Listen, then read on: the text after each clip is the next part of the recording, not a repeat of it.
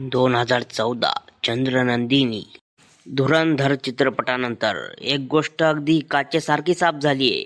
जर एखाद्या दिग्दर्शकामध्ये वर्षानुवर्षे चालत आलेली ठराविक विचारसरणी मोडून काढण्याची ताकद असेल तर तो काहीही करू शकतो.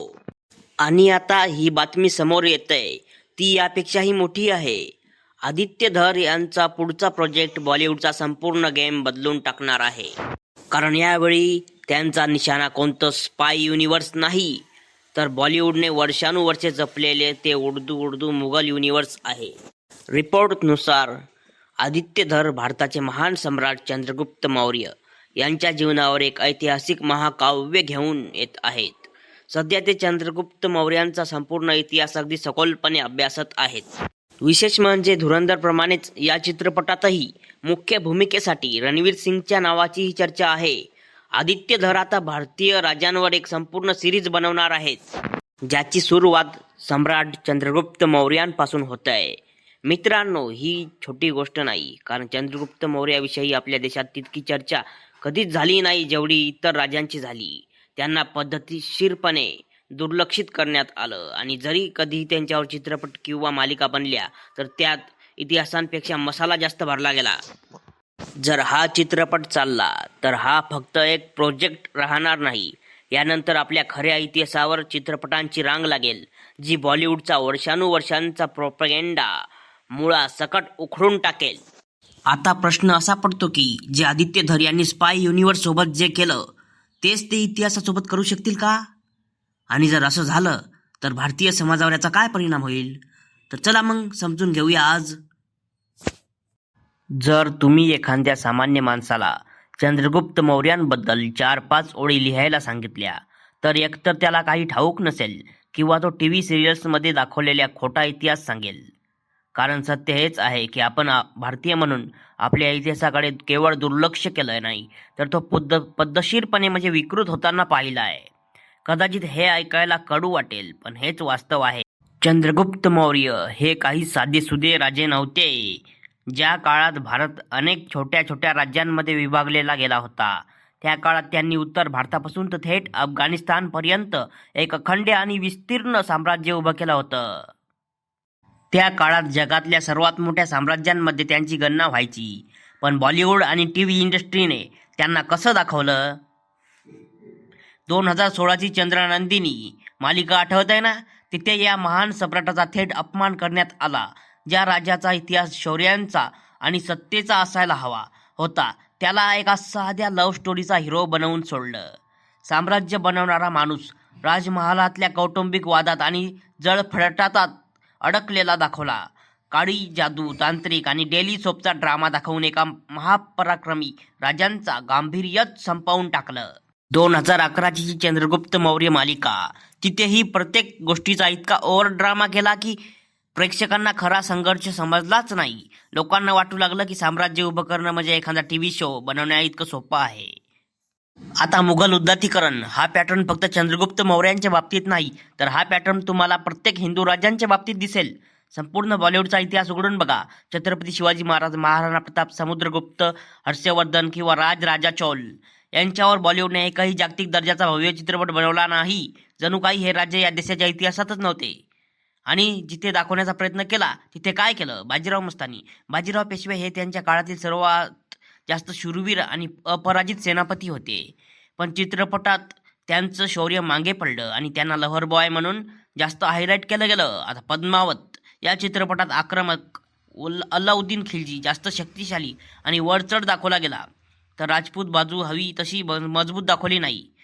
खुद शाहिद कपूरनेही एका मुलाखतीत म्हटलं होतं की चित्रपटात त्याला मुद्दाम कमकुवत भासवलं गेलं. जे आपले होते त्यांना मागे ढकललं आणि जे बाहेरून आले त्यांना हिरो बनवलं.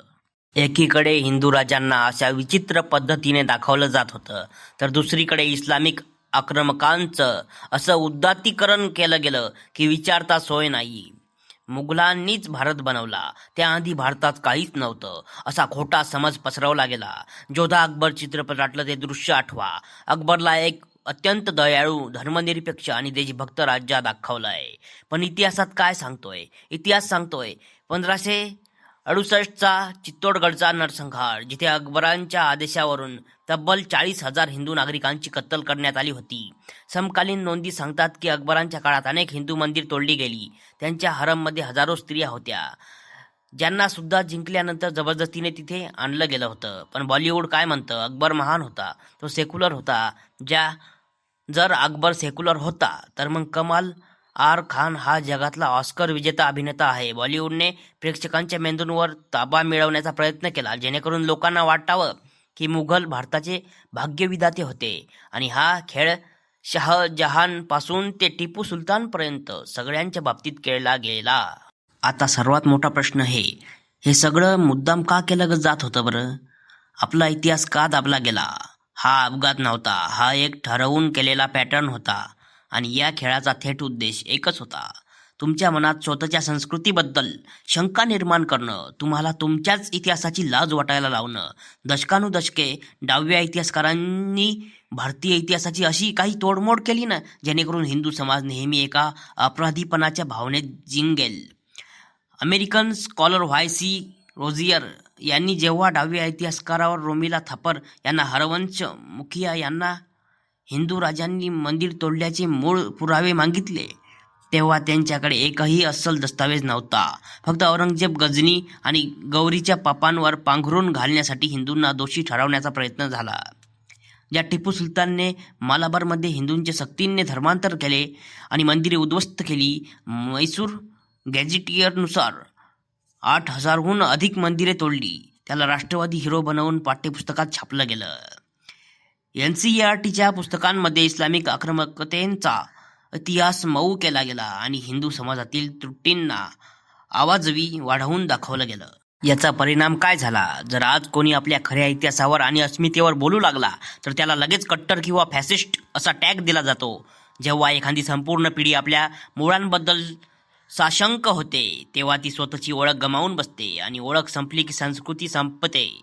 पण आता वेळ बदलली. आदित्य धर यांची धुरंधरच्या माध्यमातून रॉ आणि ISI मधील ती निरर्थक, अमनकी आशावाली गळचट विचारसरणी मोडून काढली.